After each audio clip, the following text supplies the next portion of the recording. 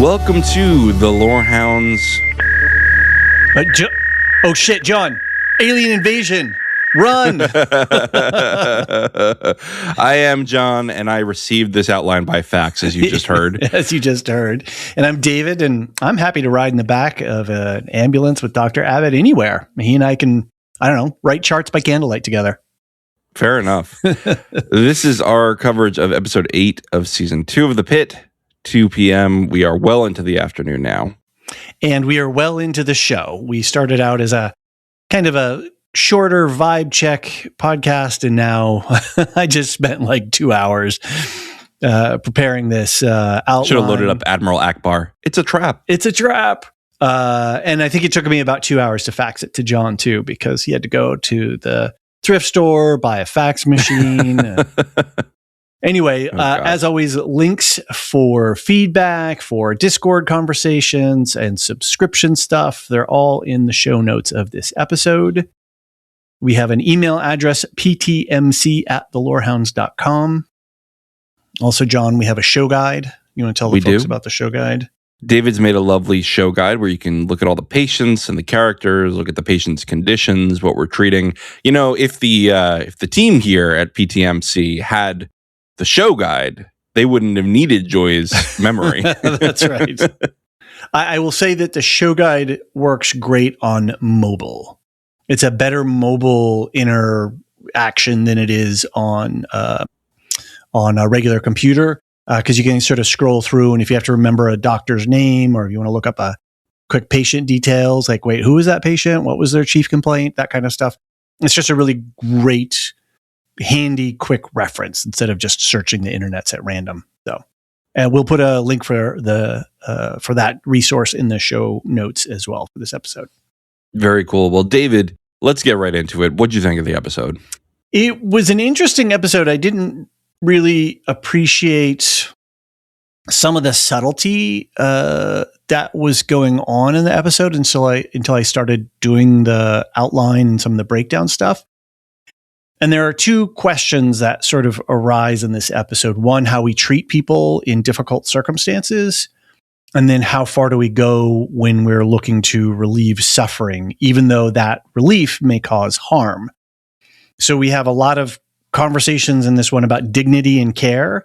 You know, how, a person's behavior relates to how that care is delivered. Obviously, we have Jackie Liddell, who, has the tongue laceration, Howard Knox, who is the obese character, and Roxy Hamler, who's going through, terminal cancer. But then we have some interesting things, too, with McKay and Langdon in terms of dignity in care, because they're both recovering and are, professionals in their field. And so how do we treat those people with dignity when they're making good faith efforts to, return? Right. What is the balance between giving you some grace to, improve yourself, but also making sure that you're not being given power when you're not wielding it responsibly? Right. Exactly. And to earn that trust, to gain that power back, to have the space to earn that trust. Right. But then we also have the doctrine of double effect. And I've got some more notes about that later on. And that's, in the eye medicine, that's a double effect scenario right there. And then obviously treating Howard, there's a lot of, medical procedures that are threatening his life. Not only, does Roxy managing her pain meds and that kind of stuff. So I thought that was really interesting. They're really thinking deeply and developing these scripts in a very... I'd really love to be in the writer's room to hear some of the conversations and how they decide for the, this episode is going to be about this, or how are we going to assign that, and, break these things down. So it's really good stuff. There's also an interesting theme of resilience in there. Like, how do we pick up the pieces after, technology that we've been relying on goes out, and we dealt with that during the pandemic in some ways. People are thinking about it now in terms of what's going on with certain types of enforcement in this country. What does resilience look like? And I think we can talk about some of that as well, because you got to have things to be able to be resilient, right? And the way that they rolled those whiteboards out, that was really quick. They had them somewhere. Yeah, we got to talk about that, like the cutouts. You know what I'm talking about? The stand up thing where they had the cutouts of like what part of your body exactly. oh my God, you know that and they were just there to ready to explain to everybody. You know, it's a teaching hospital, right? They're teachers. I get it, but still, they're like flipping it out in a dramatic fashion. Right, but Abbott was overjoyed to be explaining 100%. This. You know, like I'm watching it, like this guy's having the time of his life. 100%. Well, he did say this is going to be fun. So, but then for the show itself, this episode was hitting me in the feels like I was kind of expecting the whole season was going to. When I did my season 1 rewatch before we started, or I didn't do the season 1 rewatch. You know what? Now that I think about it, I have to recalibrate what I'm saying here a little bit. I watched a couple of key episodes, and all of those key episodes were hitting me in the feels. And so I have this impression that season 1 was hitting me in the feels almost every episode. But this season is doing that less on a consistent basis in my reconstructed memory, you know, my reconstructed perception of my experience with season 1. But there were a couple moments with Howard and with Dana and Ilana, in the rape collection stuff that was just, or even there was a quick moment with Roxy where I was just really they really got, and I was like, oh, this is what I'm expecting this show to do. But it's interesting because the construction of the season, the ebb and flow, the pacing of what they're presenting to us and what might seem to be mundane is actually more nuanced. So it'll be really interesting to do a full season rewatch after it's all over to, you know, feel how it flows overall. I think it's also a show that a lot of people binged after season 1, myself included. Word, yeah. And so this is a different experience for us going into season 2. Right. As a community, I think. Right. And now, man, like the Reddit boards are just lit up after an episode drops. I know. This might be the biggest show on this year so far. I know Night of the Seven Kingdoms was big, but I think this is a bigger viewership probably. I think so. And it's more accessible, where Night of the Seven Kingdoms is going to be selected. Yeah. People are going to be, oh, that was that Game of Thrones stuff. And they're not going to be interested in investing. People forget that Game of Thrones was the exception to the rule, which is that most people do not, like, big fantasy shows are not the main attraction for most people watching TV. The Game of Thrones broke through that barrier, and a lot more people were watching it than normally watch fantasy shows. But that doesn't mean that they kept watching fantasy shows necessarily. Right. They didn't stick around into the fantasy genre. That's a good point. So the other thing that I was noticing, we were chatting on the Discord a little bit about this. Every character in this, even if they're just a minor medical condition, they treat everyone in a three-dimensional fashion. And we, with some of our other characters we get to be with for longer, we get to explore those facets more, but they don't ever create, as you're saying, sort of standouts or cutouts that are two-dimensional. Oh, that's the bad guy. That's the good except guy. Maybe Olgilvie. There is no redeeming quality here. I have some notes about Olgilvie. That's what I'm saying is be prepared for Olgilvie to have the camera, the POV swing around and, oh, he's three-dimensional. Oh, he's interesting. But if they're going to do that, they went way too heavy-handed this episode. And I think they intentionally did so. But this was heavy-handed. This was like, oh my God, how could this guy be a bigger asshole? If you go back and you watch what he was saying and you pay attention to what's going on, he's just got poor social skills. He is not actually being rude to Howard. He's being rude because he's being obtuse or not paying attention. I can excuse the zoo comment like that, but saying, oh, I wonder why, when they couldn't get an IV, like, that's just rude. That's just straight up being mean. But then that's how, have you done it? Okay, so I did a second watch and I was paying very close attention to Olgilvie because I know that this is issue, because there's a lot of hate on the internet right now for Olgilvie. So I was very keenly attuned to what he was saying and what he was doing at different, we're kind of talking about Olgilvie now, so like, whatever, we'll lean into that. He says the zoo line But then he's like, "What? I'm just." He was just thinking about like how to proceed to do this, right? Yeah, I get that one. Like Right. that one, I think you can excuse that way. I just don't think the other ones you can. He's concerned. His concern for the patient shows up in rude ways. I'm not disputing that. So he's saying, "Oh, Wegovy, Ozempic, water aerobics," and they're like, "Yo, he is, let's treat the patient not." For the acute care, not for the general lifestyle and stuff. But he's thinking about the holistic aspect of the patient. When he says, wonder why, yeah, that's a little bit of a rude comment. And he gets checked for that, and that's good. And I think when you look at his behavior and you look at who he is, and I'm approaching him as a three-dimensional person, he's studied the shit out of medicine. He knows all these obscure references to all these obscure conditions. He's memorized the survival rates of all of these things. He didn't get to this job without working his ass off to get here. Sure. He cares about his profession. This is his first day. He wants to do a good job. He's excited, and he's a person who doesn't have a kind of social awareness or diplomacy or good graces, right? He's a little bit obtuse. So, and I think it comes off easy to see him as being like a jerk. We thought Joy was a jerk, but then we learned a little bit more honestly about didn't her. think Joy was a jerk. A lot of people thought. If you go back in the podcast, I was the Joy defender from the beginning. Fine. And I'll tell you why. It's Ogilvie related. Is that Ogilvie spent the first half of the season talking over her and kind of belittling her a little bit. Right. And he is the rude, loud white man in the room, trying to be the loudest person in the room. Well, the woman of color, who's extremely competent, seems like might be more competent than him based on her diagnosis of sunburn. Fair. Then you could be as book smart as you want, but if you don't have the humility to learn on the job, then you're not going to be a good doctor. I'm not disagreeing with any of that.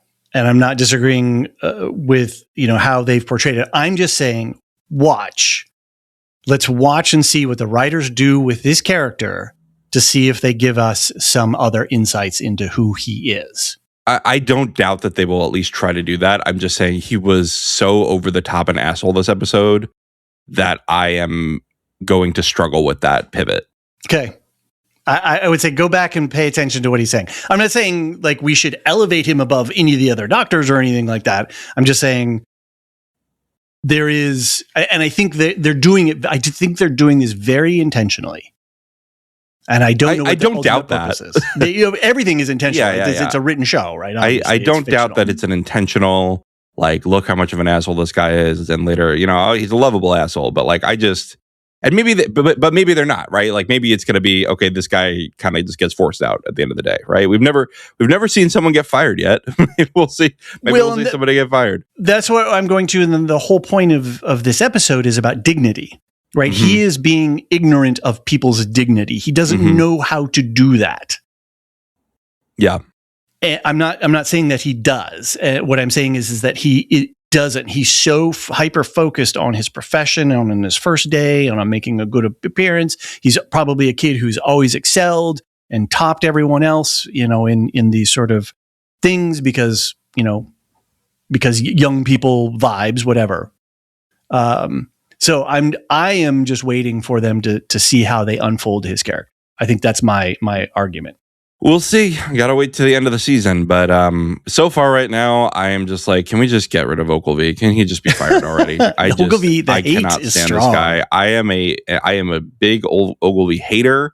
That being said, like the actor is doing a great job making me hate him. Like I think this actor is very talented. I just want to be clear. Like these people, there's a lot of people who like don't like the character and then they're like mean to the actor. I'm like, I don't understand that. The actor was good. That's why you hated the character. Right. This is a written role.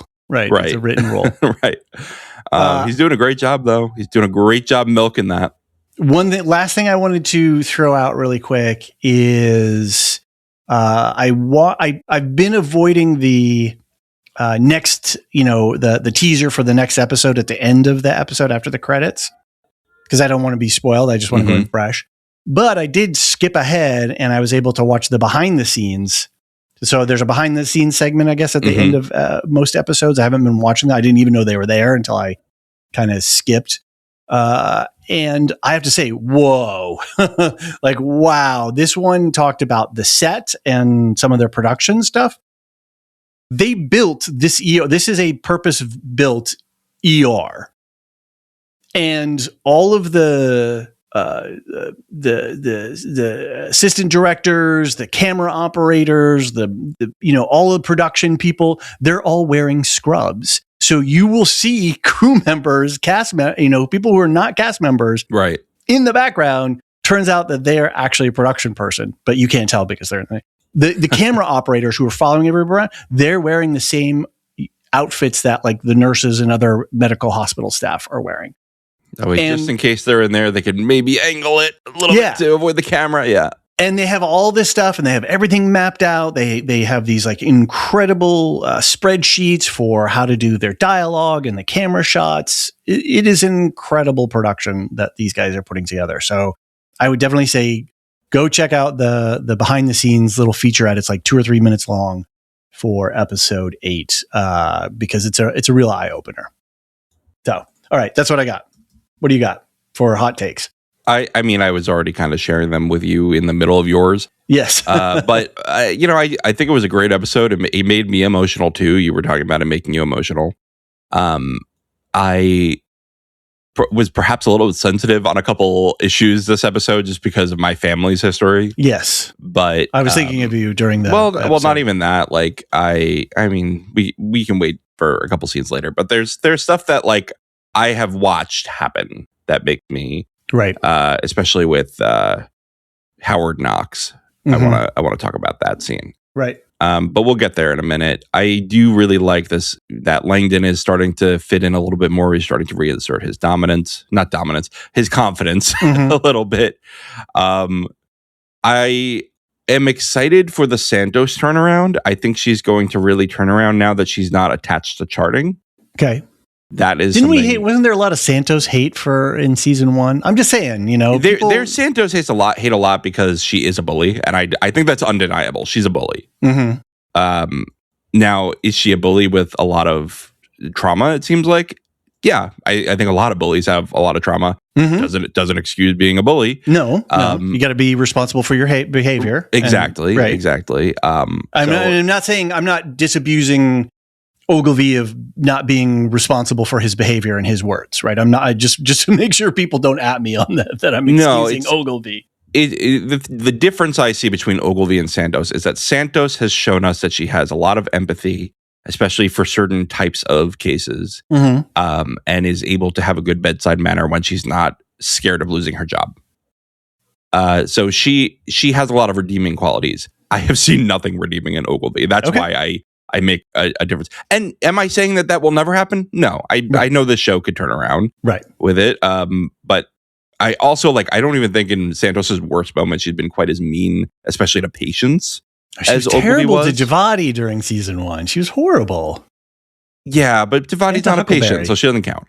Oh, just in colleagues. Okay, I get it. Yeah, just colleagues, that's one thing. But patients, that's a whole other. I mean, I will say, it's almost like, you can tell a lot about somebody about how they treat wait staff, right? Mm-hmm. How they treat service staff. Yeah, that's a really good point. Also tell a lot about somebody on how they treat people on their worst moments, like people who have to go to the ER. Yep. Mm-hmm. And Olgilvie is somebody who kicks down, I think, who punches down. And I don't like that. At least Santos is swinging to her sides. Mm-hmm. Robbie is rightfully pissed, I think, about how this cybersecurity thing was handled. Mm-hmm. Al-Hashimi, I'm very surprised that she is taking a risk here because she has been very risk averse generally this episode, and I'm excited to see where that goes. Mm-hmm. I like the themes that you pulled out. I'm going to let you introduce them. Okay. I mean, you already kind of alluded to them, but this quality of care thing, this dignity and care thing, I really think you're right, is going very strongly through this episode, and in a lot of different ways too, manifesting. This show does a really good job of taking one issue and examining it through different cases. in a really smart way. That is only possible in a show like this, not in the mystery of the week medical type shows that are the standard. And that's where I was really surprised when I started breaking the episode apart. I was like, oh, there's a structure within the structure here. Yeah. That is really, that they're turning the show around, breaking this story and writing these scripts and shooting it in this pacing it's an incredible achievement in what they're doing.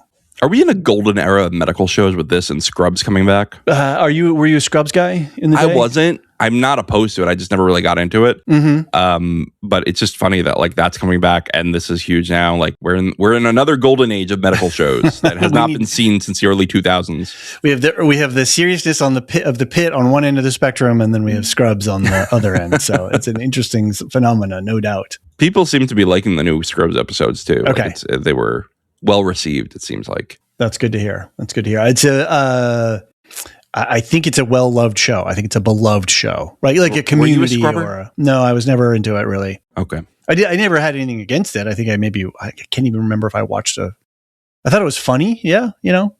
So it's within that sort of community or vibe, right? Or it's like kind of a mockumentary. Yeah. The Office, kind of Parks and Rec. Was the UK Office the television show for that kind of mockumentary thing? Were they the ones to break open that format? I believe they were. Okay. I believe they were. They spawned a whole, anyway, I know. That is, it's, everything to What We Do in the Shadows, to Our Flag Means Death, to Lower Decks, all kinds of stuff. Pretty wild. And now there's even a, what is it? I watched some of the first season of it. There's another show on Peacock right now that's basically like a mockumentary of medical. Okay, don't know about What am I trying to find? You know what? Let's get right into the episode. I'm going to find out what the show is called. Okay. Well, do you want to do a break and then we can get into the episode? Yeah. We'll flow then. All right. We'll see you right after the break.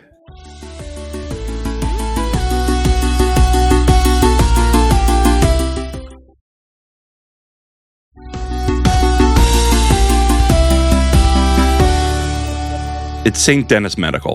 Okay. I found out during the break. It's okay. It's pretty good. It's not the best show I've ever seen, but it was fun. Not familiar with it. Okay, cool. Should we talk about some of the characters first to start, or did you want to talk about one of the themes? I think let's get into the characters and talk about the themes as we go. Okay.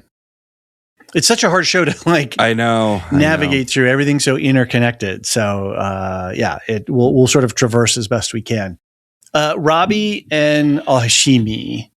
We have this whole sort of folksy medicine with the dry erase boards versus we got a little, is your AI app still going to be available? Can I ask you too? Yeah. How? That was. I couldn't tell if that was Sass from Santos, but I think it was. You can't not. Yeah, you like every computer says not available, and you're asking about the AI. And Al-Hashimi does give her a look like, why would you even ask me that? But at the same time, can I ask you a question? How did Al-Hashimi print out the stats for that patient? Oh, that's a really good question. Did they have because that's a kind of an experimental treatment. It's not that's a really good point. Good continuity. Did she already print that out? And that's, I don't think so. I don't think so. Didn't it go down before that patient got in? Yeah, that's an emergent case. So that's a good point. maybe a little production error there. All right. Good continuity call. I like it. Maybe they meant to have that earlier and they forgot. No, they just, it was just a little, just roll with it. But it's a good point though. I like it. Yeah. I don't think they, if this is like a rare treatment, I don't think they had pamphlets printed out already. I was going to say, she just didn't go to the library wire rack, spinning wire rack and pull it off the shelf of pamphlets.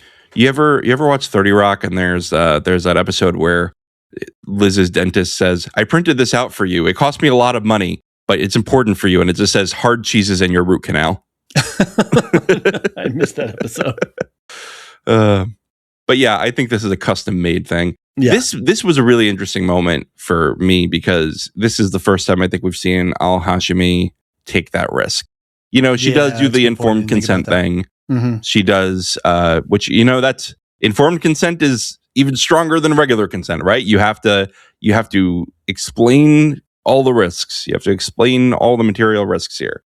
And at each stage, Yeah. you have to have the person acknowledge, like, okay, here's this bit, got that? Okay, good. Here's the next bit that relates. Yeah, you have to go through step by step. You can't just go blanket and then go, no go. It has to be detailed. Was this as surprising to you? I didn't think about the risks so much. I mean, Robbie comes in and says, well, I won't be here for the aftermath. Do what you want.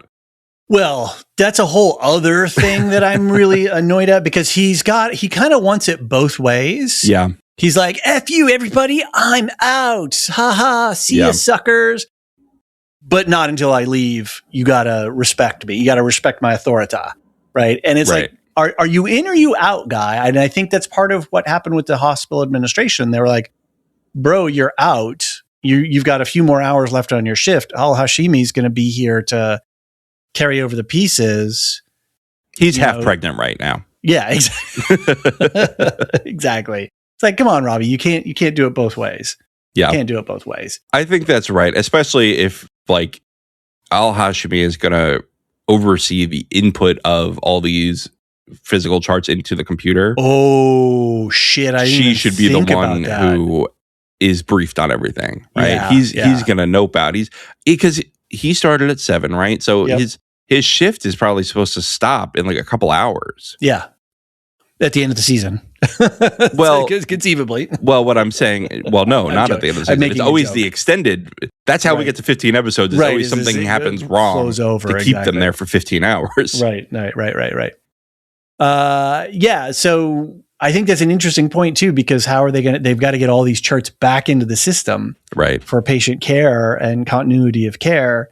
Maybe that's where Al-Hashimi's AI system is going to assist. I don't think that's going to do very well. By the way, did you see there was this great meme on Reddit where they said when the nurse gives, I forgot which nurse gave it to her, but one of the nurses gave Santos a 5-hour energy, and they said, "Oh, it's only another 6 hours here."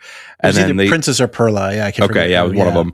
But they said me watching the nurse say 5 hours left, knowing that there's 8 episodes left in the season, and it's Walter White shouting out of the car door, out of the car window. Funny. Nice. Another interesting thing that was going on with Al-Hashimi is that her and Santos are back on a little bit of good footing. Mm-hmm. Right. She's getting sort of the mentorship. So Al-Hashimi kind of stomped on her a little bit, like, would be ashamed to repeat your second year. But now Santos is like, hey, I'm working on my chart. I'm doing this stuff. I almost gave this misdiagnosis, but I got it. I held back and I got it corrected. And she's really starting to get in line with how Al-Hashimi mentors, right? And does her work in terms of teaching the hospital, which is obviously different from Robbie. So there's an interesting point there is how do you work with different coworkers, especially different supervisors in the same unit or in the same part of the institution? I have a question though. Is it out of character for Santos to confess to almost making a frivolous order to this person who's like threatening to hold her back? That's a good point, because she's admitting to a mistake and she doesn't like to do that often. Yeah.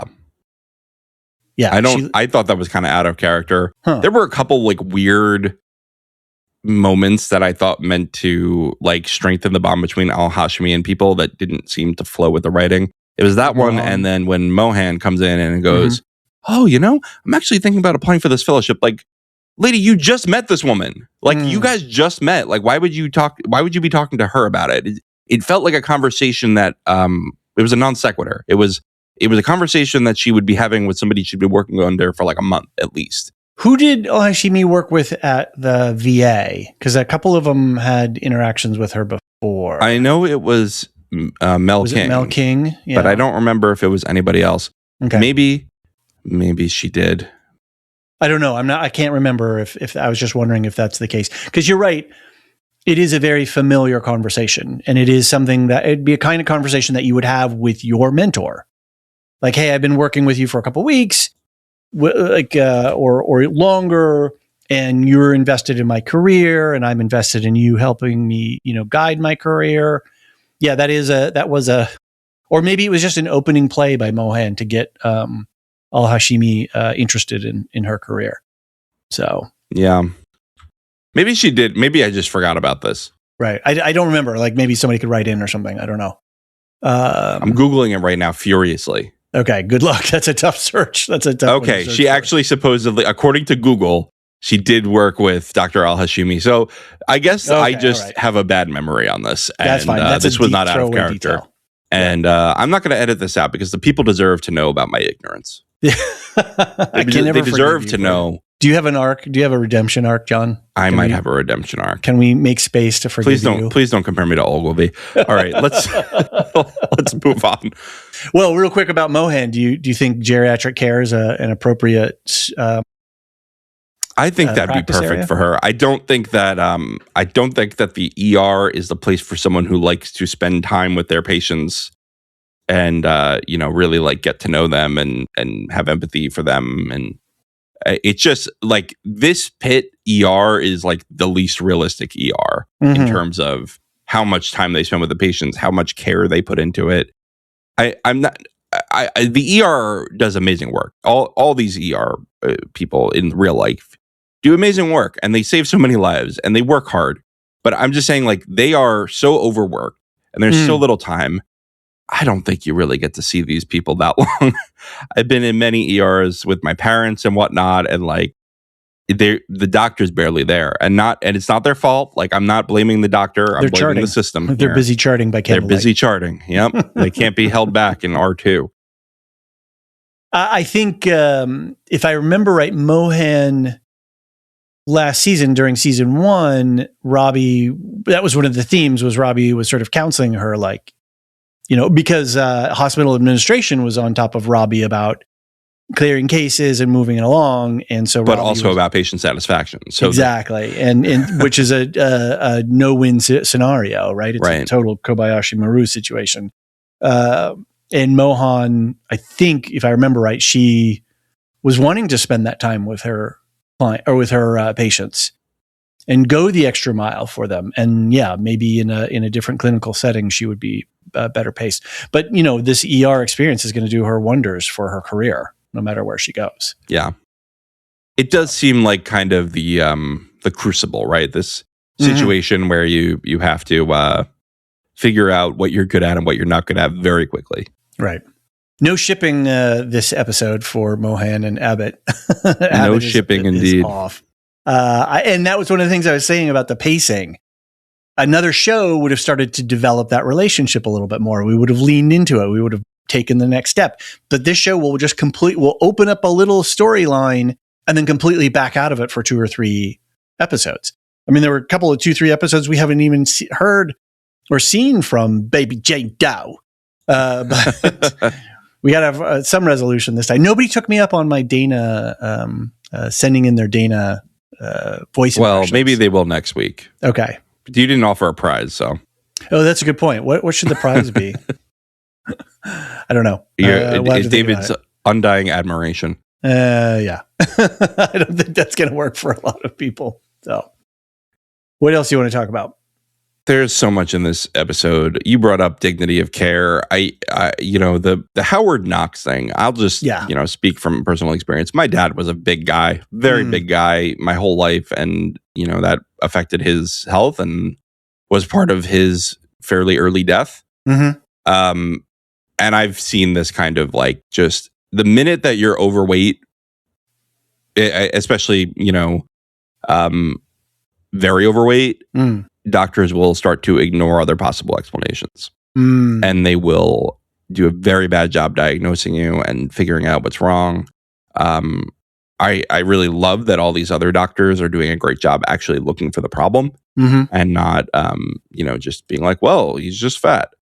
But Olgilvie, a little triggering from that. Maybe that's why I hate him so much. Yeah. It's a good point. Because his comments are insensitive and rude, even though they may be rooted in a place of concern or interest.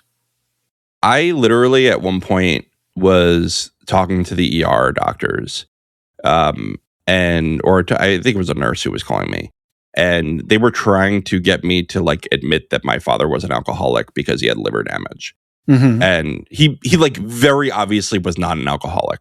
Why Like, were they asking you to that's weird. Because they wanted to dismiss the issue. That's what they wanted to do. Oh, I see. And it was because he had non-alcoholic fatty liver disease, which is, it's partially genetic, it's partially weight related, and it did a lot of damage to his liver over a couple decades. But yeah, they like, I'm telling you, like these people, it's a big problem in medicine is fat phobia and really dismissing people who have who struggle with their weight. Mm-hmm. So I just wanted to flag that, and that's why I was really sensitive to Olgilvie's stuff, because I get it. I've seen it in action, and it's real. No. It's not just a fantasy here. That's interesting. I hadn't thought about it in that regard, because I'm just thinking of all medical care professionals as people with little angel wings, right? When they're just as pressurized and busy and have their own biases and internal, or yeah. And the system. Yes. We were talking about this on Discord the other day, completely unrelated, but the system is really trained to just be like fat, bad, and any excess weight is your demise, and that is the cause of your problem. That's not a symptom, and that's not it's a willful thing. You did this willfully. Right. There's knowing against all. There is a moral judgment that happens to fat people, and I'm using the preferred term of, fat activists. Right. There is, and I've recommended this podcast before. I think Maintenance Phase is a great podcast. But there's a lot of great episodes of that podcast where they talk about how there is a moral judgment on people. Yes. Who are fat, and I, again, using that term, that is the preferred term of activists in that community. When like there is not a moral judgment for pretty much any other health condition. Mm-hmm. Yep. It's tough. It's tough. I mean, there are other health conditions with, STDs have moral judgment. Right. Drug addiction has moral judgment, but we don't. I think people understand that those have had moral judgments, and there's been work to undo that. I don't think there's been much work to undo the fat phobia in the medical community, and it's trained into them in medical school too. It's not even just like societal. Right. I liked how Garcia, when they pulled off to the side to have that conversation about, having an operation to figure out what's going on, that in fact, all of them, they're like, okay, well, our CT scanner has this much capacity. The rate of mortality for a patient with this condition is unacceptable in this regard, which brings into the doctrine of double effect, interestingly, in a moment. But Garcia was just like, I don't want to operate on this guy because that may actually put his life in danger relative to, his condition. And she's not like, bro's fat, I can't operate on him. Yeah, she was like, that's a reasonable conversation to have. Exactly. Right. And I appreciated that in that conversation. And I think maybe that's what they're using Olgilvie in a little bit of a foil position here, in that his insensitivity and his asking of inappropriate questions that have nothing to do with his acute care in that moment. I agree. Those are totally inappropriate questions that have nothing to do with like how we're going to take care of you, Howard. But it's kind of a foil to show how the other ones are being level-headed and treating him as a person with dignity. Yeah, I think that's right. It's just like you see the way he talks to him, like, well, why aren't you doing water aerobics? Like, who has access to water aerobics? Can I just say that? Like, you listen to him, and we don't talk enough about also the intersectionality here. He says he was in a car accident. Yes. He lost his job. So clearly he's probably on some kind of government benefits program. Yep. He has probably no extra cash. Right. He's barely hanging on. And he, how's he going to get anywhere? And he's depressed. He doesn't have any family. He has depression. Right, yeah. And you talk about the intersectionality of all that, like, and also who's going to pay for the Olgilvie? He doesn't have any money. Yeah. Super expensive. So he's just saying, why haven't you solved this problem? That's what Olgilvie is saying. And, right. And I get that's inappropriate. Right. Exactly. To voice that in that moment. I think this dignity and care of care kind of thing too. There's a line that Dana says that I think I pulled this out. I can't remember where, I think it's when she's talking to Alana at some point. Something about, I'm paraphrasing here. We honor what you choose to endure. The system must rise to that. Sorry, getting a little emotional there. That our systems, that we build these systems that are built to serve the system itself, and not the human beings that, like, look at modern airline travel. It sucks, right? Yeah. It's designed to move numbers. It's not designed to move human beings. Right. Who have dignity and autonomy. Human beings, we're messy, no doubt about it, and all of that kind of stuff. But it's about cash in hand, bums on seats and getting from A to B. That's how we make our money. And now bums and faces. Have you seen the new seat designs? Exactly. The high-low seat. Better not fart. I fart a lot on airplanes. There's going to be a lot of pink eye in this country very soon. Exactly. So yeah, it's this idea, and I'll contrast it a little bit too. I have a child in the 5th grade. And, we go to our parent-teacher conferences and we get the report cards and all that kind of stuff. And it's, at least in our school system and in our district, we have shifted the mechanistic aspects of elementary education. We're not in middle school yet, and we're not in high school yet, so I don't know what's up there yet. But my child doesn't come home with a pass-fail gradation system, right? She comes home with a sort of a curvy-like thing, which is like based on age and capability and what we've studied for a long-ass time in education now. The majority of the kids are going to be in this little range right here. Your kid is either above or below that range. So if they're above or below, they're not failing as a moral failing. Mm-hmm. They didn't choose to fail. They are having whatever issues they're having. So we're going to provide that extra level of support. And if you're achieving ahead, great, we're going to give you more. And if you're behind where we think you should be, we're going to make sure that you have the support to learn what you need to be learning at this point. So we're not failing you. Oh, you got a D. You're off to auto shop, right? Go down to the shop class or whatever. We're not treating it's not mechanistic anymore. It's attending to the human being.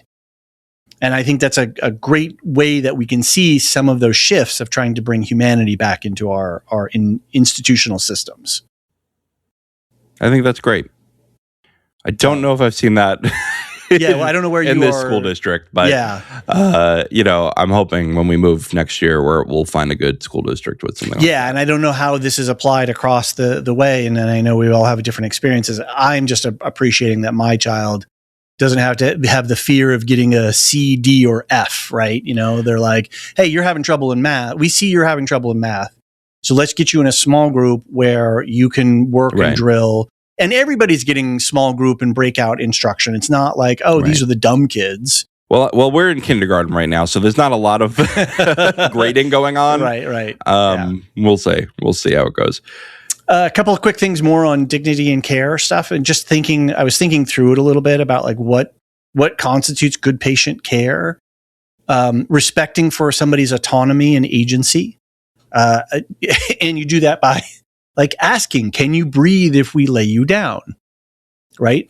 State the truth. Hey, this is going to be uncomfortable, or this might be scary, or you can have this is going to be weird for you. Tell us how it goes. Are you okay? Olgilvie says, how you doing? He gives him a thumbs up. You preserve patient privacy and dignity, right? So they talk about room numbers and they use abbreviated diagnoses codes, right? So that, people, whoever's in 2 is having this. Yeah, no one can figure out what PSI means. Exactly. Right. Well, you I don't know how much privacy is really with that board. Well, you're reducing it. You're reducing. You're making it harder for you're using technical jargon, which is interesting to help veil slightly a patient's condition. But then knowing when and when not to use terminology and jargon. When Brooke says in English, please, when she's saying, hey, like, what are you guys talking about? Eye stroke. Right. So there's a great little encapsulation of jargon and terminology in that thing where they're talking in front of somebody who's paying very close attention and is not going to be afraid to ask questions when they don't know what's going on. So yeah, so in dignity and care is like, how do you provide critical care in a fast-paced, high-pressurized environment while treating the person as a human being with autonomy and agency? And how do you do that when someone is dying? Right. Like with Roxy. Right. You want to bring Roxy? That in? Yeah. We can talk about Roxy. What are your thoughts with Roxy? I mean, her parents maybe it would have been better for them to stay for a minute and have the husband take the kids out for, I don't know why they didn't do that. Maybe just to give them another moment alone to talk. I don't know who called the parents. Maybe the husband is the one who called them so that, they could try to talk sense into her. Why don't you go home? Right. This and that. No. And maybe they said like, maybe these two just need to talk alone away from the kids for a minute. Because I remember last episode, there were a lot of conversations happening in front of those kids where I'm like, I don't know if these kids are old enough to hear that yet. And the one kid, I think is it Shane? It was like, no, I don't want to leave. Cause he's like, what if something happens while I'm getting ice cream? I'll never love ice cream again. Yeah. I get it. As an adult, I get it. You know what I mean? Like I remember I was reading a novel when my father passed away and I could never pick it up again because it's just, ruined for me. Wow. And so when I knew my mother was imminently passing away, I stopped reading one of my favorite series so that it wouldn't be ruined for me. Right. So it would be affected by it. I had recently finished one of the books and I said, I'm not starting the next one until everything is all done. Right. And it was a wise choice. Quick shout out to John Getz. Is it John Getz? Yeah, John Getz. Not Howard. I don't know why I have Howard in there. I think it's just John Getz, who's a well-known character actor, has a massive television filmography, I guess you call it. I don't know, whatever. And been on a number of shows. And so a lot of people recognized him when he showed up there as dad. So just quick shout out to Mr. Getz. What did you make of the look in the nod that Roxy shared with? With the dad? Yeah. Sorry, with her dad or the dad? With her dad. So with her dad. With her dad, as everybody else leaves the room, he's the last one to leave the room. And they share a look. I think it was just like, thank you for, clearing out for a minute. Okay. I was reading deep. I was reading more into it. What were you reading into it? I'm reading into it like the kind of a death with dignity thing. Like maybe she's had conversations with him about this. Like, I'm ready. Yeah. I need to figure it out. It's Damn, I'm getting like super emotional, man. Sorry, everybody. Maybe we should pivot off this topic. I think that we're going to learn more about it coming up. 100%. But right now, I think Robbie's hinting where it's going, which is she should get as much pain meds as she needs, and we're not worried about if it kills her. Let's talk about doctrine of double effect, as well as the question of palliative and hospice care, which is stuff that I know you kind of know about from. Yeah, I mean, I when my mother started hospice, they gave us a box, and they said, this is your emergency box, and it had morphine, and it had antipsychotics, and it had a bunch of other stuff, and they said, don't use this until a nurse directs you, but here you go. And did they do that by telephone? No, they came in. Okay. But the box was just there so that the nurse could have it. Oh yeah, sorry, yeah. They would authorize it by telephone. Okay, gotcha. Okay. Yeah. That they brought the box originally, and then they sat us down. They told us what's in it. Got it. They told us, don't use anything until we give the go ahead. But you can go. There was like a 24/7 number. Okay. That you could call. Right. And they would walk you through whatever. They would walk through. If they had to up a dose, then they would come, but they would come within like a couple hours. They were really genuinely good about it, which is good. Right. That's kind of the thing in hospice, though, is that they don't worry that much about doses. Like, they don't want to like cause you to overdose right now, but like they're not worried about like causing addiction. They're not worried about You know, again, like falling unconscious, Right. things like that. If the pain gets too great, I don't want to go into too much specifics, but my mother needed a lot of pain meds because of where the cancer was in her body. It went to her bones, and that's something that Roxy said happened. Right? Didn't they say it went to her bones? I think so, yeah. When it gets to the bones, if it gets to the inside of the bones, like the bone marrow area, like you will be screaming in pain. You won't be able to be awake. Right. And yeah, I don't want to go too deep into it. Yeah, no, that's fine. That's enough. Just to define really quick too, hospice care is a subtype of palliative care, and it's specialized care for people who have terminal illnesses, and it's focused on pain management, comfort, and quality of life rather than treating to cure. It's an acknowledgement that there's nothing more medically that we can do to reverse your condition, and so we're treating you to have comfort and dignity on this terminal. Palliative care, you are still able to get treatment to reverse the disease. Right. It is palliative, that's just managing pain, managing symptoms. Right. Hospice care is, again, you're not, like you said, you're not allowed to treat anymore. It's not considered hospice. Right. You're just treating symptoms. And it's generally authorized when a doctor will sign off that you have estimated fewer than 6 months to live. Now, obviously, people live all different times. You could be in hospice for years if a doctor just thinks that you're sicker than you are. But, it's generally, we're not worried about treating you again. Right. And so palliative care, like as you said, is for treating. The root word is pallium from Latin, and it means to cloak or to mantle, and it's to provide relief from symptoms. Yeah. And so hospice is a subform of palliative, but the double doctrine effect is not a part of palliative care. It's something that palliative care will use. It's a general ethical principle that is beyond just medical ethics. And it's where the effect is used to justify aggressive symptom control when death hastening is foreseen, but an unintended side effect.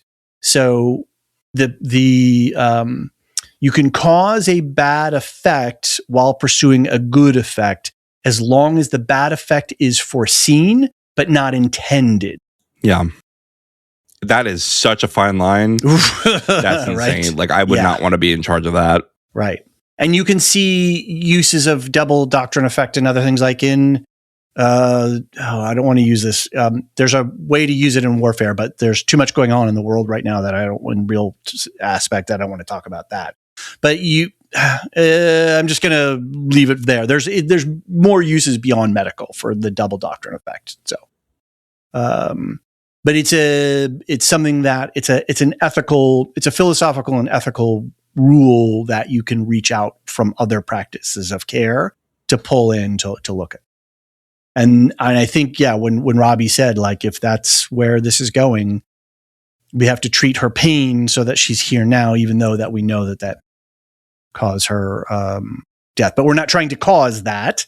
We're trying to treat because sometimes you have a no-win situation, right? I guess like you got Civil War amputations, right? They're like, we're going to cause you pain to cut off your leg to save your life, right? Yeah. That's, Wait, can I say too, though, that like they haven't really shown Roxy being in pain other than when she's moving, like trying to get to the bathroom. Right. Like, I don't know if they've really sold me on you need this right now. Like, I wonder. Yeah, that feels a little sticky to me. There's a lot going on with her care that I'm like, ooh, this is like there's a lot that they haven't told us yet. So yeah. I'm uncomfortable with this whole. Not just for personal circumstances reasons, but I'm just like, it's making me feel real squeamish about Robbie's calculations here. Yeah. I think I think they're doing it on purpose. So, should we take a quick break and then we'll come back? We can talk a little bit more about the episode. Yeah, let's do that.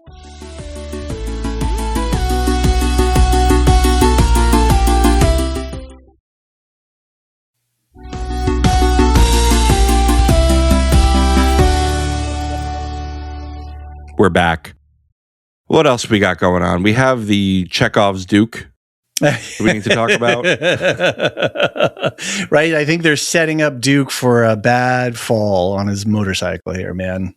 You know, I was thinking of you the other day because you love talking about Chekhov's guns, and I was reading an interview. It's a joke now, though. Like it's almost like everything's a Chekhov's insert thing here. But I was reading an interview with Matt Dinneman, who writes the Dungeon Crawler Carl series. Oh, right. You were talking about that the other day. It's an absurd, wonderful book series. And he talks about how he writes it basically like doodling. Like he just improvises the whole thing. Everything is just yes and. He has no idea where he's going. But he says one of the few things he does is he keeps a running list of all his Chekhov's guns. Okay. I love it. That's awesome. He's like, if I set something up, I write it down. And then I just figure out when to pay it off later. Right. It's kind of fun. Perfect. Yeah, no, I think Duke's in he might be in for some, might be a double, the double effect doctrine for Duke here. So Harlow, we got Harlow sorted out. Like all it needed was a shot and some tummy meds.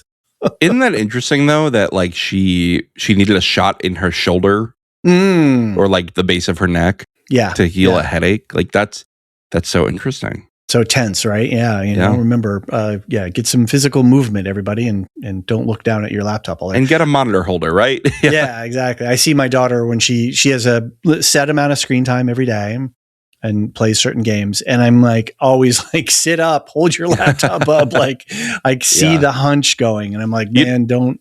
You know what I bought for my work is I bought a laptop stand that holds it up a little bit so that I don't have to worry as much about my neck, and it's worth the $20, you know? Yeah, 100%. And I think this is a really important point. Her case resolution happened like that. Once the communication layer got in place, Santos just boop, boop, boop, here we go. I figured it out. Let's go. And I imagine that this storyline is designed to sensitize us to what other people who aren't, normal, or what's the right way I want to say this? I'm not sure the right language, so I apologize. Is it able-bodied, or like they don't have physical disabilities? Yeah. That if you have a physical disability, sight, hearing, whatever it is, the amount of extra work that you have to do to navigate the world to get basic care that anybody else is getting is disproportionate, I think is the point. Right. That's absolutely right. I'm glad that Harlow has no more headache. Yes. And she seemed like a cool person too. Like I dug her, once we got her talking, it was like, oh, okay. Like, and look, Santos was a jerk to Harlow. She kept walking away and she could have handled that better. But I also think that it's important to keep in mind, like, Santos is busy. She's being threatened with being held back. She's got other patients. And the fact that the hospital administration hasn't figured out a way to get her the resources she needs in an interpreter is a waste of her time. It's a waste of her time, and it makes the care worse for Harlow. And it takes Santos away from other patients. And that is not on Santos. Santos could have been a little kinder about walking out those 2 times. But once she finally has the interpreter, she's actually really gentle and empathetic and really was a great doctor to Harlow once she had the resources that she needed.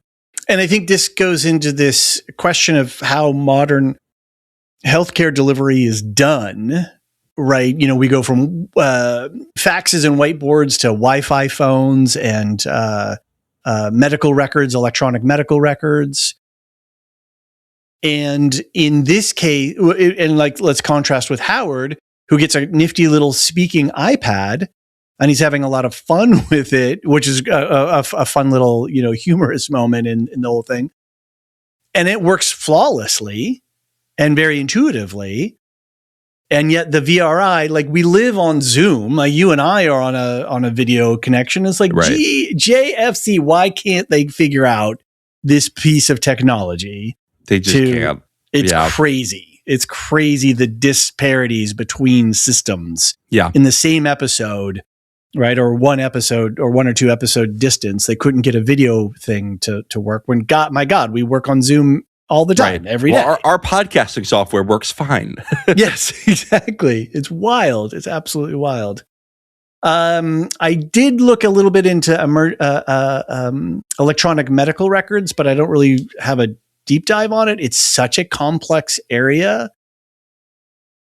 and systems. But if you think about the fact that a patient record is being updated by a terminal in the emergency department, and that radiology and the lab and maybe even surgery can all access that same information. That's an incredible amount of information that is being made available across an entire computer network. It is incredible, but at the same time, it's not across a single computer network, right? Because what the problem that they're facing now is that basically most of the big software things now that any business is using are software as a service, SaaS. Right. A lot of people hear that going around, but like, it's not on your computer. You are on the internet and you are accessing a portal basically that is connected to all the other departments. Right. And if that goes down, it doesn't matter if I think somebody on Reddit pointed out, like, they probably didn't have to like turn off the computers. Like, they didn't need the no signal thing, but it was made for good television. Exactly. Like, it's a good television effect. Yeah, exactly. The reality is probably they would all be on and just not work. Mm-hmm. But like that's the problem, is that everything is in the cloud now. And that's something that's really developed in the last like 10 years. Right. That is a new thing. And even like, we are currently recording to the cloud. You and I, like, there are local copies recording to our computer too, as a backup, but our voices are right now being recorded to the cloud. And if that cloud went down, which it has before, we've been unable to record before because the cloud goes down, then we got to be like, oh, do we got to do this old fashioned, do this? And we have people literally all over the world that we're recording with in different time zones, in different countries. And it's a miracle. Right. And we're low stakes. If we didn't record this podcast today, the world would go on. What? People wouldn't be tearing their hair out and running around, gnashing their teeth. Yes, exactly. Yeah, but the point is, like, there is a balance, right? There's got to be a balance where we keep some things local. Like, why is there no local backup on this? Mm-hmm. I'm sure there's a cybersecurity reason why not. Why can't they wall off the hospital? Because it's not. Because it's not internal, right? Because the SaaS is in California somewhere, and probably in a server farm in Nevada or something. You know, right? And they don't have the servers in the basement at the hospital, right? Yeah. Right. They used to.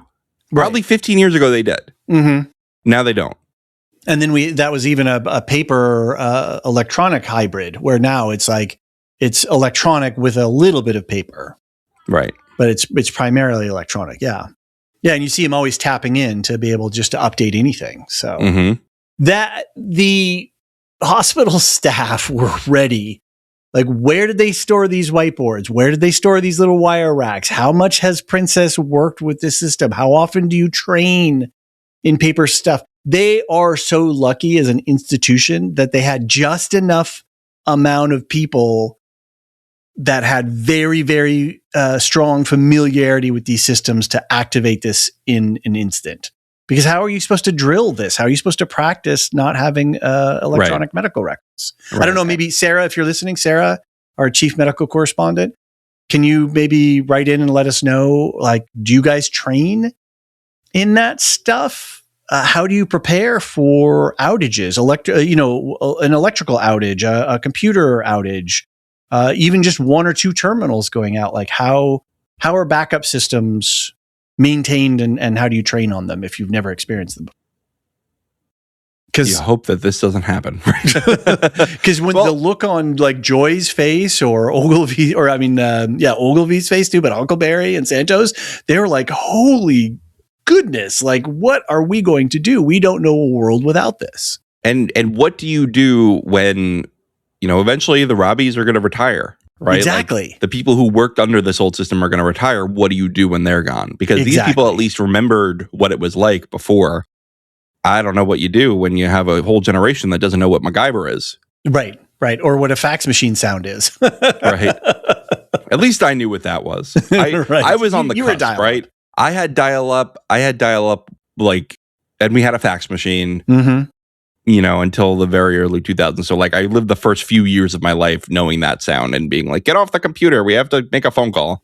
I used to work for a travel agency, a big corporate travel agency. Mm-hmm. And I delivered paper airline tickets around the city. I used to drive around the city. Or You've talked about it on Second Breakfast.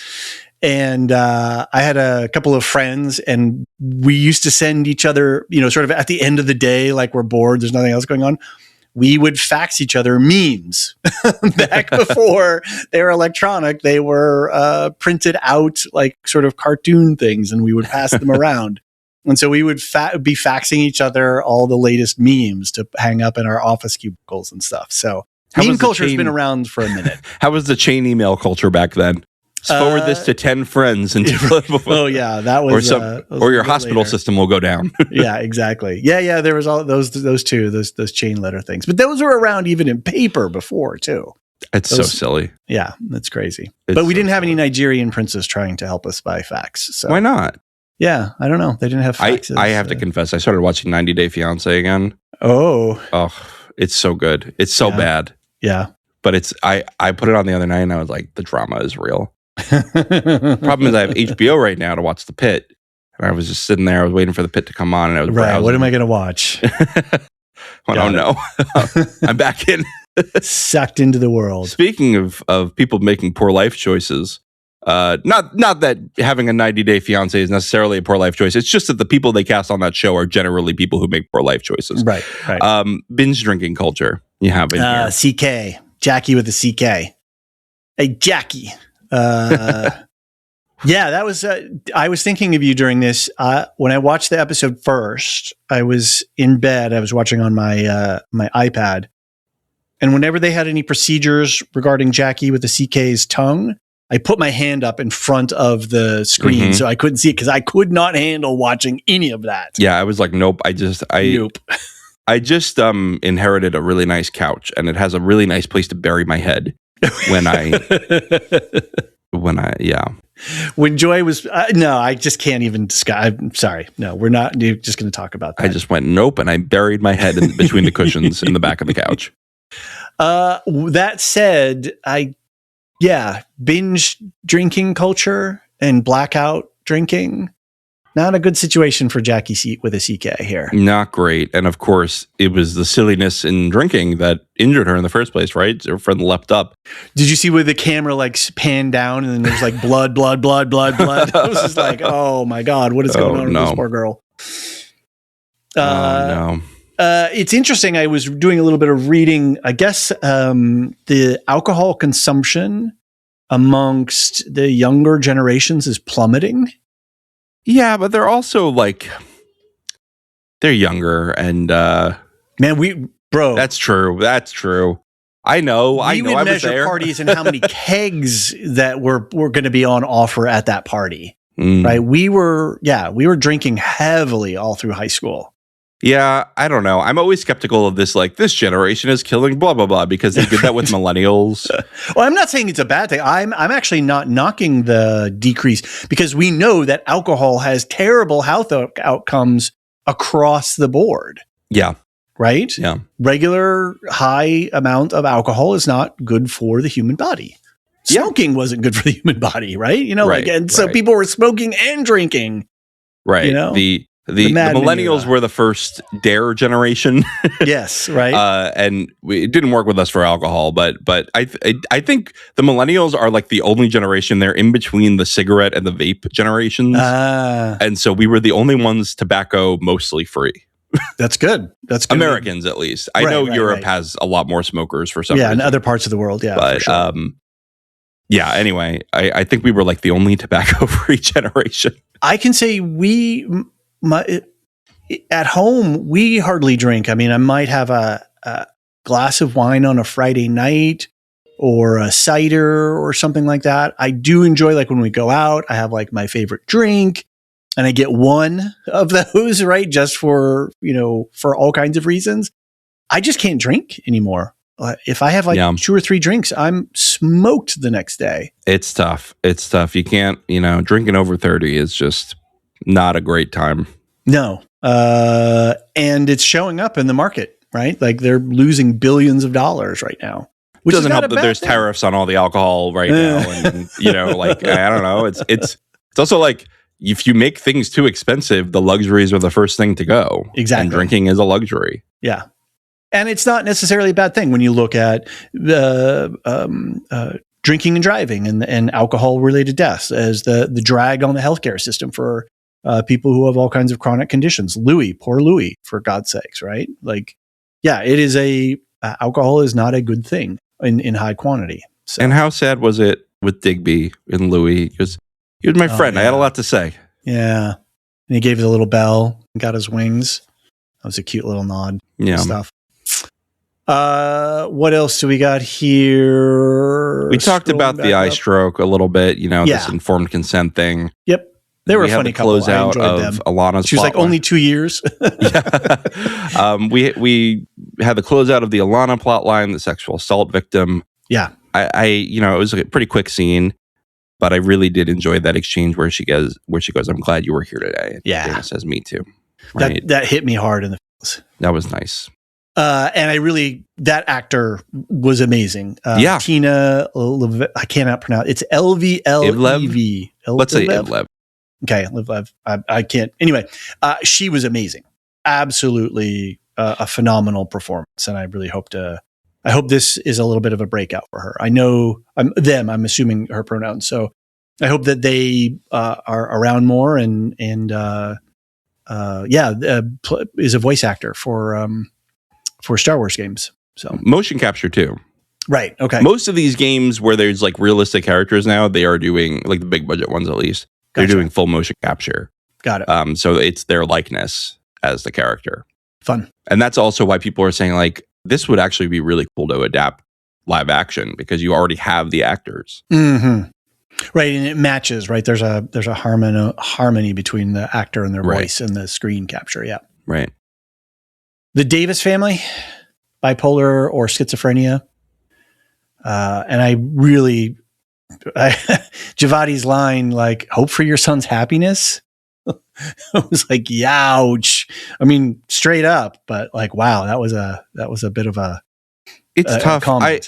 Here's the thing is, I think this might be a me problem, but Javadi's chipper demeanor with everybody annoys the shit out of me and would make me feel way worse if that was the person delivering me news about my son. All right. I think it's a me problem. I think it's my New Yorker coming out, like, give it to me real, boss. Mm-hmm. Mm-hmm.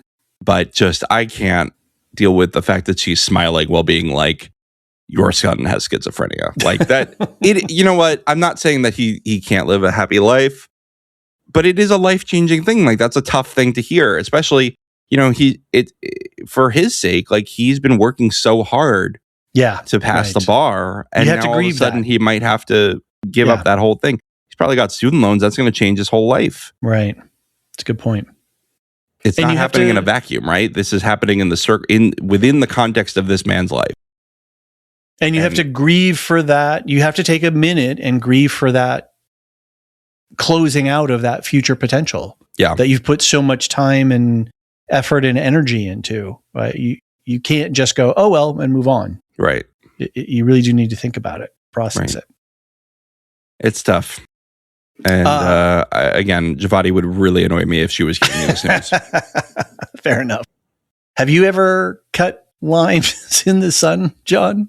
No, but my wife and I quote this thing about limes every year. We went to a bar when we were living in Atlanta, and this bartender gives us he gives us a lime for the drink, and it was like the crappiest, dumb, like smallest lime, and he goes, "Bad year for limes." And now every time we get limes, if it's like a juicy lime, we're like, good year for limes. That's fun. Bad year for limes. It's like a nice inside joke that I'm now including all our listeners in. Margarita burn. There are things called fluorocoumarins in them, and that if they interact with UV light, it creates this like hydrogen peroxide like substance under your skin. That's crazy. I've never heard of it. I've never experienced it. I've never knew that was a thing. But the two conditions that Olgilvie and Javadi were talking about Bullius. I'm not even going to pronounce these two different things, so just forget about it. Yeah, I'm not doing it. Yeah, they're both autoimmune blistering diseases. So where the autoimmune system sort of turns on itself and causes it. They're quite painful and deadly. But how cute were Olgilvie and Javadi here when they were like, "Hey, we have a case!" Like pop in their heads and they're like, dynamic duo together. I thought that was cute. Yeah, it would have been cuter if I didn't hate Olgilvie so much. And Javadi. I don't hate Javadi. I think she's annoying, but I would not want her to be, delivering me bad. Like, I think I'd be fine with her as like a regular doctor. Like, sure. you're my general practitioner. We're going to chat. I think we'd have a great relationship. But as for like giving me like a terrible diagnosis, no, I don't want her to give that to me. Fair enough. It's just a demeanor thing. Bedside manner is not my preferred bedside manner. Right. And finally, Peds showed up for baby Jane Dow. And they're not accepting her. Yeah, like, what is that? I understand the problem, but like, whose baby is this? Yeah. Whose baby is this? Can we get them back? Yeah, well, security was reviewing the footage. We don't know what's going on, but we have a season-long mystery here. I feel like they're going to go into the security room and they're just going to be like taking a nap. Like they're not actually reviewing this footage. That's rough. What else do we got here? Got all that miscellaneous. I've got some miscellaneous stuff here. Fax machines. We don't need to talk about fax machines. We Come do. on. Okay, all right. They scan the page progressively by shining bright light on it and then turning the scan into a bunch of dots, basically Morse code. And then they turn those dots into an audio frequency. And then that's the tone that you hear. It's pulsing. And then the fax machine on the other end decodes that and then reconstructs the black dots onto the page. So humans come up with some wild stuff. Totally wild. And fax machines have been around for a long time. Remember none of us remember telegraphs, but we see it on the movies. Like telegrams, like there was communication isn't all these forms of communication, Substack posts. These are just modern pamphlets from the Revolutionary War period era, right? We had telegrams zipping around all the time, right? Those are text messages and emails, right? It's just very interesting. Photographic memory apparently is not a real thing. May I present my counterpoint? Please. I mean, this is what the internet told me. Here we go. I'm checking. Yes. Alicia. Photographic memory. She I believe has had, in the past at least, a very, very strong memory. And maybe photographic isn't the right word. You'd have to ask her what she'd call it, but I think you have to look at the word photographic. And I think that's what you have to extract out. That there is not, people do not recall images. Because memory is reconstructed, and people have excellent memories and have innate and what's the way I want to say? There's internal training that you've done for yourself, and or you may be applying external techniques to improve your memory. But there is no apparently photographic memory. But you can at me about this if you want. I will receive your emails. We'll read them on air. John, do you do a lot of forms in triplicate these days? No. I think the last time I did one was when I got a car loan in like 2017. Okay. You had to press down. Yeah. Yeah. And these two clerks, they're like, yeah, I'm writing in a felt pen. Like, what's up with that? That is pretty funny. It is funny. Last couple of little things. The clinical pharmacist who is opening the drug cabinet machine it's not a cameo. It's not a stunt casting. That's not a real person. That's just a regular actor. Megana Muduyam. I'm totally butchering her name.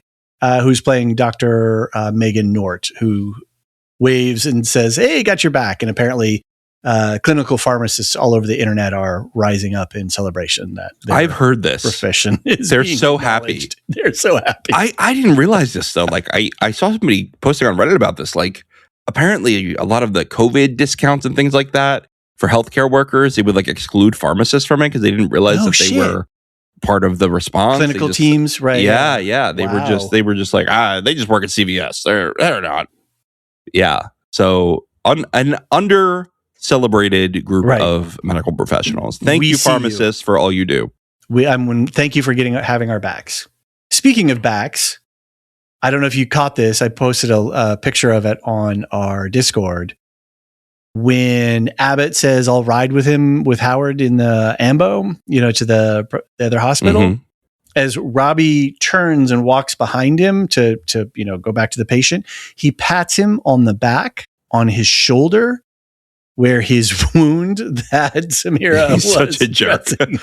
And it's like, you don't tell me that he didn't know. And you see Abbott winces in the shot, and it's a blink and you'll miss it. It's hilarious, though. Don't worry. Give Abbott an hour and a shot of whiskey, and he is going to be crouched in an ambulance with a hunting knife between his teeth. Oh, good stuff. All right. A couple of quick medical things. A midline catheter, AKA is a midline. It's just normally you put an IV in somebody's arm, and if the veins are blocked, maybe Sarah could write in about this, but you put in a longer one. You use a ultrasound to find the vein, and then you go in, and then you go up much further into the arm, like up to the armpit. And you gotta stop talking, man. I'm going to pass out. You're going to pass out. You're getting flush. And then I keep hearing this D-dimer. It's a test, apparently, that measures protein fragments, which I guess if those protein fragments are in the blood and elevated, it's a indicator that there might be blood clots happening or something to do with blood. I'm not sure. And that's what the man who Mohan sent home had, right? Yeah, the D-dimer came back. Yeah. And a Hoyer lift. I have some family history with experiencing operating Hoyer lifts. I don't want to go into other details, but they're an incredible and ingenious device for people who are that kind of level of condition. And they're really great, and they work really well. And it's amazing that you can get them. So that's the big lift that they use to lift Howard up so that he could get his weight. Yeah, they are amazing. They almost had one for my mom just, to help with getting her around, but ended up not really being necessary for a lot of reasons. But yeah, they are amazing technology. It's interesting. I was just thinking there's so many different things depending on the episode, like we're both of us, and I'm sure a lot of people in the listening audience too, where there's something that is in this show that's touched our lives in some way. Yeah. I mean, because everyone gets sick, right? Everybody knows somebody who gets sick. Right. We all get old, if nothing else. Yeah, there's that. That is inevitable. Well, John, I think that's about it. Did you have anything else? Not from me. I'm still loving this season. This was a really emotional episode to watch. Yeah. My wife at one point in the episode said, "You don't have to watch this," and I was like, "I have to podcast about it." So I'm like tearing up and going, "I have to podcast about it." Well, hopefully, we're in a therapeutic environment for you. I hope so, and I want the fans to know I'm pushing through for you, right? Through the tongue lax. Right, through the tongue lax. Yep. I'm burying my face for some scenes, so don't expect me to visually describe any gory procedures. But sorry, I started to get you there. With I was like, nope, we're done. It's amazing though, man. When they were doing Howard's tube, medical technology is really incredible. Modern medical technology is pretty incredible. You know what else is incredible, David? What's incredible? How much we have going on with the network. Alicia and I are recording a One Piece one shot tomorrow for season 1. Okay. For the live action. For the live action. And season 2 comes out a week from tomorrow. So once we have a chance to watch it all, we will record a one shot on season 2. So we will have One Piece live action coverage coming up. I'm starting to record my super big Cosmere project with the Radioactive Rambling Boys next week. So you guys had a little business meeting about that the other day, right? We did. Hopefully got some plans laid out. We sorted a lot out. I think we're going to start that project in June. Okay. So I'll probably stop talking about it for a while and then let it simmer. Got it. Excellent. I have a mid-season conversation with Ian from the Captain's Pod and John from the Dune Minute podcast. When recent conversations with both of them, they were both like, "Oh, the Pitt," and I was like, "Okay, cool." So I'm going to get together with those two on Wednesday this week, and we're going to have like a casual conversation about like where they're at with it, just kind of as a mid-season reflection. So that will be out a little bit later, and that'll be fun. And shout out to the Captain's Pod; they're covering episode-to-episode coverage of Starfleet Academy, which is a really good show. I'm really enjoying it. And then I was just on a Dune Minute podcast with those guys. They are covering the miniseries that was on the Sci-Fi Channel back in the 2000s. And so I was on a podcast to talk about episode 2 of that miniseries. So we had a lot of fun. And we're going to be talking with them more later in the year because both Dune Prophecy and the third of the Denis Villeneuve movies will be out later this year. That's cool. I might cover Dune Messiah with you. Yeah. We'll see. Okay. We'll see. Cool. I still haven't watched part 2 of the original movie, but it's fine. It's fine. I think you'll enjoy it. I think try and get the biggest screen immersive experience you can for that show. I am just having some trouble with Timothée Chalamet. Sure. I get it. It's just not my headcanon, Paul. I get it. I can totally appreciate that. He's too recognizable. Mm-hmm. He's a you know what I star. mean? Yeah. It needed to be a nobody. All right. Enough Dune talk. We've got, I wanted to mention Radioactive Ramblings is going to be covering The Boys coming up, as well as Invincible season, whatever it's on. I think like 4 now. And so check out their feed. They just finished up Fallout. We've got Nevermind the Music. I know I'm planning my cameo on their feed. Do you have we're going to be recording tease? in probably about a month. I don't know how much Mark wants me to tease, so I don't want to. I don't want to get ahead of myself. Don't cross here. Mark. Mark's in charge. Yeah, and cross. Nicole. Yes, I don't. I can't overstep the Nevermind don't get in people. trouble. But in the meantime, you have a weekly episode from them on music and psychology, so don't sleep on it. And we have Properly Howard movie review. They're about to start their new season, and it is called the honeymoon. I keep calling it the honeymoon. It's the newlywed, where they had to each guess about movies that they had seen or not seen.